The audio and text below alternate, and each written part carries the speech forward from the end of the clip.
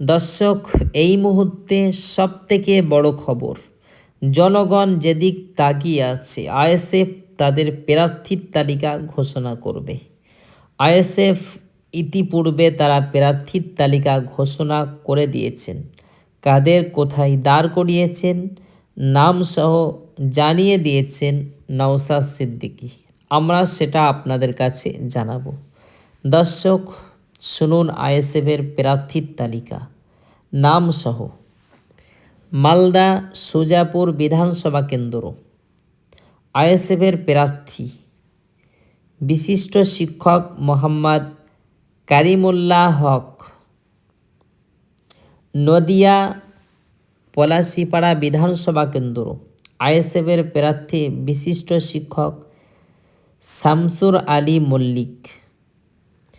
চাপড়া বিধানসভা কেন্দ্র, আইএসএফের প্রার্থী জাকির মণ্ডল। উত্তর 24 পরগনা বাদুড়িয়া বিধানসভা কেন্দ্র, মাওলানা মোহাম্মদ কুতুবুদ্দিন ফাতেহি। অশোকনগর বিধানসভা কেন্দ্র, তাপস ব্যানার্জি। আমডাঙ্গা বিধানসভা কেন্দ্র, বিশ্বজিৎ মাইতি।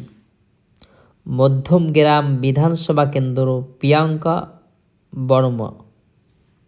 দেওঙ্গা বিধানসভা কেন্দ্র, মোহাম্মদ মফিজুল হক সাহাজি। হাড়ুয়া বিধানসভা কেন্দ্র, আইনজীবী পিয়ারুল ইসলাম। বসিরহাট উত্তর বিধানসভা কেন্দ্র, মোহাম্মদ মুসা কালিমুল্লাহ। দক্ষিণ 24 পরগনা কুলপি বিধানসভা কেন্দ্র, আব্দুল মালেক মোল্লা। ক্যানিং পশ্চিম বিধানসভা কেন্দ্র, আইনজীবী প্রবীর মণ্ডল। ক্যানিং পূর্ব বিধানসভা কেন্দ্র, আরাবুল ইসলাম। মগরাহাট পশ্চিম বিধানসভা কেন্দ্র, আব্দুল আজিজ আল হাসান। ভাঙড় বিধানসভা কেন্দ্র, মোহাম্মদ নওশাদ সিদ্দিকী। সবথেকে আলোচিত নাম নওশাদ সিদ্দিকী। হুগলি হরিপাল বিধানসভা কেন্দ্র, শেখ মুজাফফর আলী। খানাকুল বিধানসভা কেন্দ্র, শেখ সাদ্দাম হোসেন। পূর্ব মেদিনীপুর পাঁশকুড়া পশ্চিম বিধানসভা কেন্দ্র, আফজল আলী শাহ। নন্দীগ্রাম বিধানসভা কেন্দ্র, বিশিষ্ট শিক্ষক মাওলানা শবে মিরাজ খান। পশ্চিম মেদিনীপুর শালবনী বিধানসভা কেন্দ্র, বিশিষ্ট শিক্ষক পিজুস হাসান।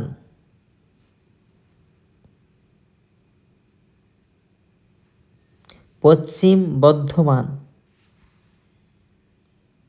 পারাবনী বিধানসভা কেন্দ্র,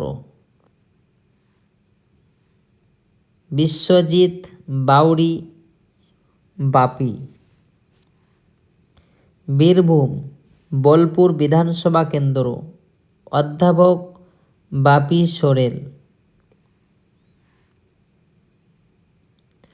মুরাই বিধানসভা কেন্দ্র, মুরাও বিধানসভা কেন্দ্র, হজরত আলী সওদাগর।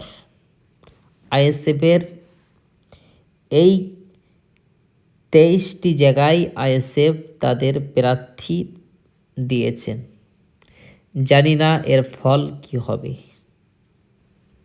কিন্তু ভাঙড়টা মানুষের আকর্ষণ।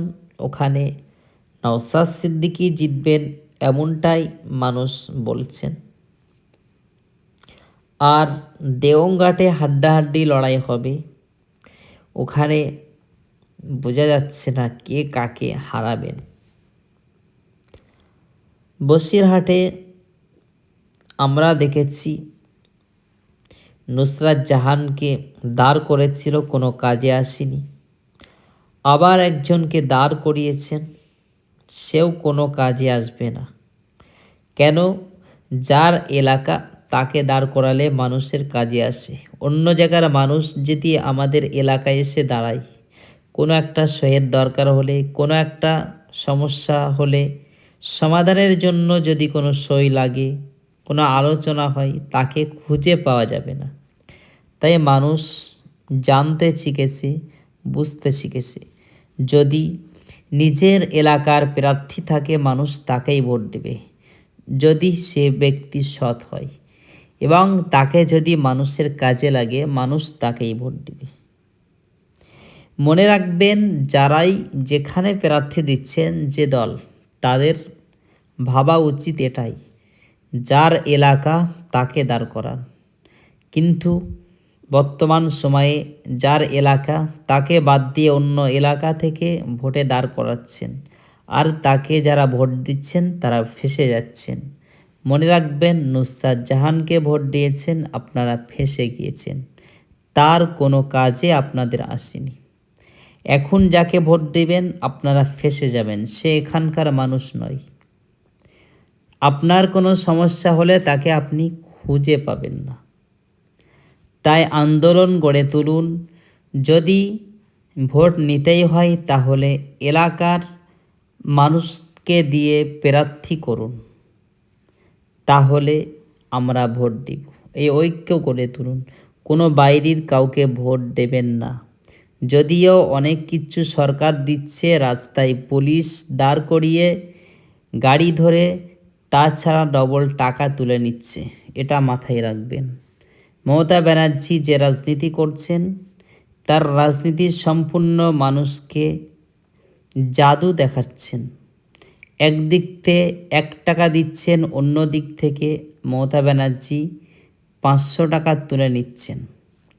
এটা মানুষের মাথার ভিতরে ঢুকছে না।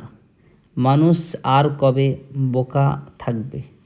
তাই মমতা ব্যানার্জিকে চোখে চোখ রেখে প্রশ্ন করুন যে আমরা ভোট আপনাকেই দিব, আপনি জাদু দেখান, কিন্তু মনে রাখবেন আমাদের এলাকার ভোট আমরা আমাদের এলাকার মানুষকে দাঁড় করান, তাকেই আমরা ভোট দিব। বাইরের কোনো মানুষকে আনলে তাকে আমরা ভোট দিব না। কেন নওশাদ সিদ্দিকী ফুরফুরা থেকে ভাঙড়ে চলে আসেন, ভাঙড়ের মানুষ নওশাদকে ভোট দিয়েছেন, সুখে দুঃখে নওশাদকে পাশে পেয়েছেন। কিন্তু মনে রাখবেন, অন্য দলের যারা রয়েছেন তারা ভোট পেয়েছে, ভোটে জেতার পরে তাদের কোনো খোঁজ মেলেনি এখনও পর্যন্ত। তাই ভেবে চিনতে ভোট দিন, তা না হয় সব কিছু হাতছাড়া হবে। অকাব হাতছাড়া হয়েছে এবং সব কিছু হাতছাড়া হয়ে যাবে।